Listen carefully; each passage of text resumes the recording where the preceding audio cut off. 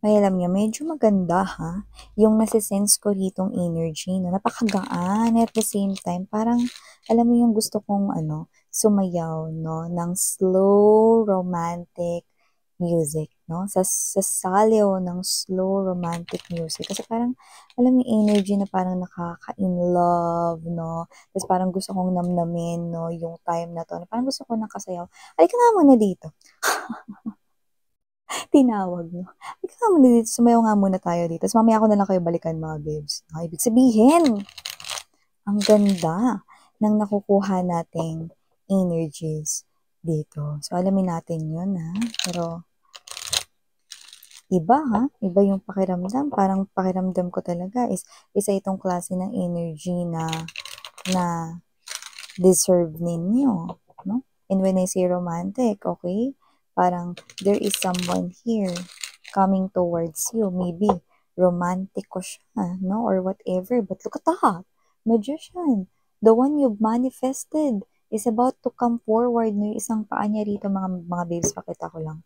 Yung isa niyang paa, no, is naka forward na, no? Ibig sabihin, hindi niya nakikita isang paa niya kasi naka-forward na yon, no? So, ibig sabihin, this person here is making his or her way na, no, papunta sa inyo. And this person here is someone that you've manifested magician energy. Wow! So, let us see who that person is. Might be someone brand new with the Page of Cups energy. Might be also younger than you. Pwede rin naman young looking. Yan, no? So, just take how this resonates. But let's see. Let us see. Who is this?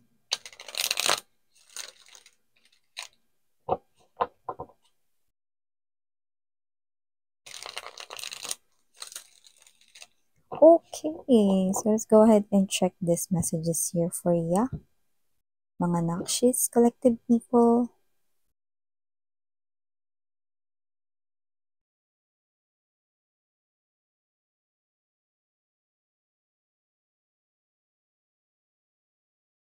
Yun, no?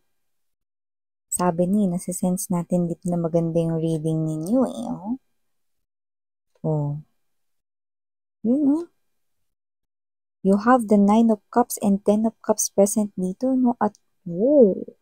King of Swords energy, no? Right at the heart of this reading. Yan ang ini-establish na tatapakang energy nitong person na kumukonek sa inyo.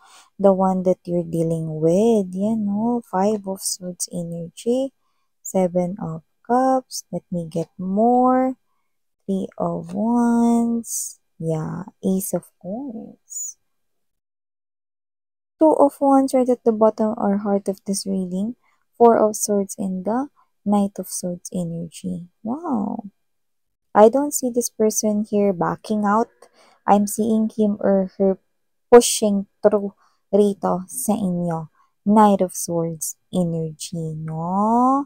So, nakikita ko rito, no, na puro pasulong ang kanya ritong enerhiya. So, hi and hello there, collective. Ako po pala si Yan. Welcome here sa mga returning kong viewers. Thank you sa inyong walang sawang support and love for me. And yan, no, hi sa mga new viewers. Ako po si Yan. Tuloy po, no, and welcome. At yun nga mga babes, no, wala tayong gender dito, bae, lalaki, LGBT, everybody, welcome.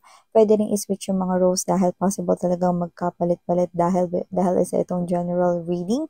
And at the end of the day, palagi po kayong may free will na malaya niyong gamitin anytime, anywhere. So, let's talk about this more, no? Beautiful energy, no? I do pick up right here that this person here has this huge plan, no? Diretsahin ko na, okay lang ba? We have here this huge plan, no? Wheel of Fortune right here. 7 of Coins and the presence of 10 of Cups, no? Ano ba yung big plan na yan, Miss Yan, no? Plano nitong tao na to na magka-forever sa'yo. Wow! Magka-forever lang naman sa'yo. Wow! See? You know, mga babes, no? Hindi lahat kayang ipangako ang forever, but this person I'm seeing him or her making tupad that plano at ang mag-i-establish mismo ng plano na yan ay walang iba kundi siya mismo. Siya ang mag-i-establish ng plano na yan for you guys. Wow! So definitely this person right here is planning that bright future here with you guys with the Ten of Cups energy at yun ang kanyang wish. Gusto niyang i-fulfill ang kanyang sarili or own wish to create this beautiful, happy family here, no? Very comforting na tingnan, no? And this is something here na ito yung pangarap niya rito na buuhin, planuhin, no? Magkaroon ng forever here with you guys. Magka-forever daw kayong dalawa. Wow! That is definitely no, sa lahat ng mga pangako na nauwing kasinungalingan na mga naririnig ninyo sa mga na-experience ng mga friends, ng mga people around you, ng mga taong kilala ninyo, no, this one maybe sounds like kaparehas ng mga pangako na yun, but wag ka kasi itong tao na to, handa niya yung gawin, handa niya yung tupdin, handa niya yung tuparin, diba? Wow! So with the Lover's card energy, this person here believes that you both, or dalawa kayo, no, na pinagtagpo rito ni Universe, no? At kahit na yung iba sa inyo magkalayo pa lang kayo ngayon, no? I'm seeing this brand new energy na inilalapit sa inyo rito, no? Ng Panginoon, no? Ng Diyos, or ni Universe, no matter how you call it, I do pick up that this person here is someone sent by the divine at nakikita kong naglalakbay na ito papunta sa inyo. At yung iba nakilala nyo na siya. So this person now is unti-unti nang tinutupad ito. This person here is protecting this connection here with you guys, no? Even though nagsisimula pa lamang ito, no, to some of you, sa iba, no, nakikita ko rito na may namumuo na sa inyo rito pagtitinginan, but this person here will continue to protect that, will continue to nourish that, no, will continue to take care of whatever it is na nasimulan na ninyo, no? Kung may nasimulan na kayo dito, and this is a wish fulfillment sa kanya. Kaya ganyan na lamang ang kanya ritong pagbibigay ng oras, panahon, pagmamahal sa inyo. Dahil yan ang pangarap niya, ang magka-forever here with you guys. Alam mo, King of Swords energy at tapang at tao. Hindi lahat matapang na kayang isugal at gawin ng lahat sa ngalan ng pag-ibig, no? But in the name of love, with this King of Swords energy, he or she is willing to fight, protect, no matter what other people say or do.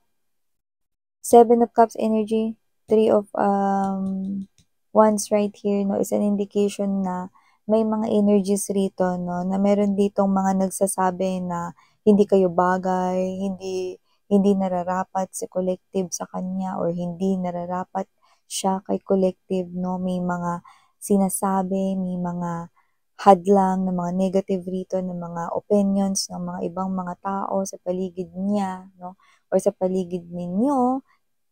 Kiber lang. Wala siyang pakialam. Poprotektahan niya pa rin to, ilalaban niya pa rin to, at yun yung desisyong ginagawa niya. That's why his or her sword is up in the air, no? Because he or she is willing to cut off any negative energies, no? Any toxic energies na mangingialam rito, no? Sa inyong connection, no? Yung sisira sa inyong connection, no? Hindi ibig sabihin niya na chuchugihin niya, ha? Ibig sabihin, no, ika-cut off yung energies, meaning to say, no, this person will do everything, no, with his or her might, no, para maprotektahan ang inyong energy, no. In a peaceful and intelligence yung gagamitin niya, yung brain, yung isip niya, yung pinakagagamitin niya dito sa mga kung sino man ang mga magtatangka dito, no, nasirain ang inyong connection. So, nakikita ko na palaban siya, no. Alam mo actually, meron siya ritong history kung saan possible na nabully siya, naasar na rin siya before, kung ano man yun pwedeng, kahit ano yun, no, pwedeng dati mataba siya or super payat niya naman, parang, oh baboy, ano parang ganun nakikita natin dito. Parang dumaan siya dun sa energy na nabully siya before, pwedeng nung bata pa siya, nung mataba siya, nabully siya, no, iba naman pwedeng nung bata pa 'no, may asar na rito sa kanya, parang may something sa kanya, parang alam mo yung ipin mo parang rabbit.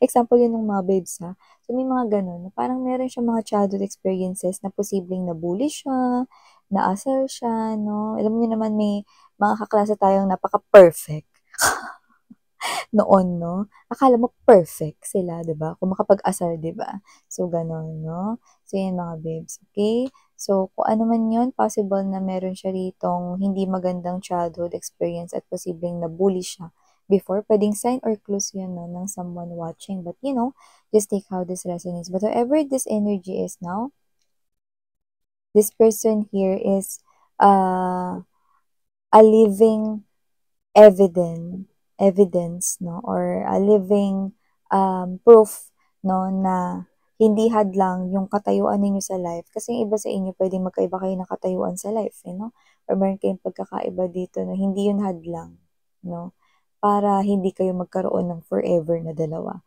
This person here knows your heart 'no. So, parang Um, sa Korean 'no, sinasabi namin yan na "내 마음 알잖아." 'No, so ibig sabihin parang alam niya yung nararamdaman mo 'no, alam niya yung feeling mo, alam niya na mahal mo siya, so wala siya ritong pinapakinggan, sarado yung isipan niya rito 'no, sa kung sino man yung mga nagsasabi ng hindi maganda. So this person here 'no, ikaw lang yung kanyang pakikinggan at patuloy rito na aalalahanin 'no. So, sa'yo lang siya rito makikinig at hindi sa kung ano yung panghuhusga or sinasabi na negatibo ng ibang tao dito sa inyong relasyon. No? So, with the Two of Wands energy right in here, sweetheart, no? And the Four of Swords and Knight of Swords energy, hindi ko nakikita, no? Naaatras itong tao na to. Actually, gumagawa na siya ngayon ng desisyon, lalo na kung brand new energy to na hindi niyo pa to nami-meet, gumagawa na siya ngayon ng desisyon, no? Para ilaban yung pangarap niya rito. So, yung iba hindi niyo pa siya kilala 'no, pero paparating na siya. This person here is pasulong na 'no, with the Knight of Swords energy, okay. Kasi kung sino man siya puwedeng nag-heal siya from something.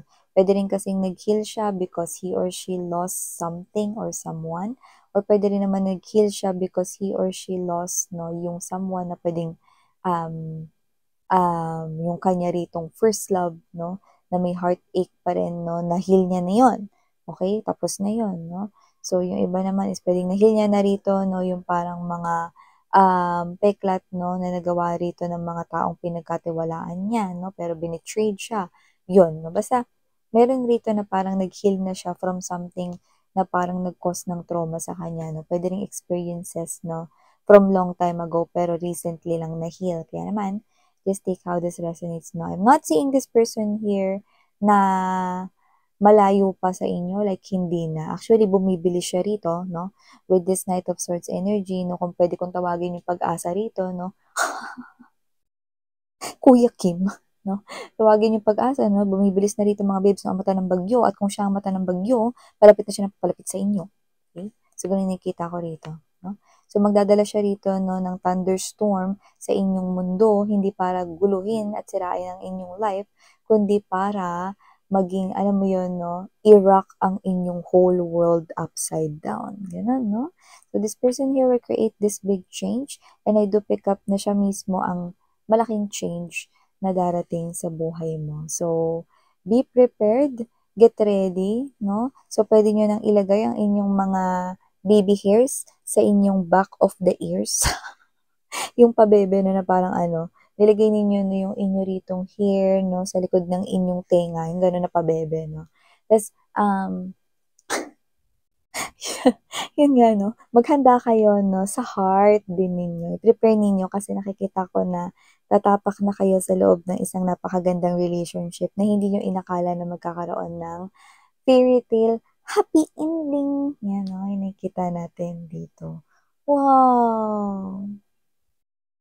Hindi lahat nilalaban guys, at hindi lahat nipipili. Hindi lahat pinipili 'no, pero ikaw, pinipili ka nitong tao na 'to at inilalaban ka niya, 'no? Kung sino man 'tong energy na 'to 'no, actually kung gusto ninyong malaman, okey, possible na may katungkulan nito. May authority itong tao na 'to, 'no. So, hindi ko alam kung may background ba siya rito ng military or police, but kung sino man siya rito 'no, definitely meron siya ritong enough na confidence at, courage 'no, or brave siya rito, okey, matapang siya rito 'no, na hinaharap rito. Dati kasi parang medyo weak siya harapin 'no, yung mga challenges ng life, pero ngayon matapang niya na ito. Ikaw yung nagbibigay ng lakas ng loob sa kanya. So, nakikita ko na ano man 'yan 'no, kaya niya yang lampasan, yun 'no.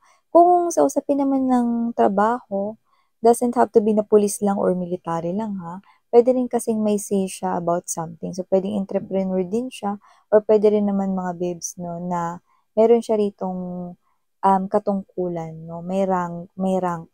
Puwedeng supervisor, managerial, or puwede rin naman na someone na, business owner 'no, may say 'no, sa kanya ritong negosyo. Okay. So ito yung mga mensaheng nakuha ko here for you guys. Thank you so much sa oras mo at iyo rito na palagi ang pagtambay. So if you're interested, please check out my main channel, The High Priestess Tarot. Meron tayong everyday collective readings din doon 'no, and kung hanap ninyo ay reading per zodiac sign, I'm doing that 'no, weekly naman po. So thank you so much again. I'm Yuriana on me. Sarang hiyo, love and light. Annyeong.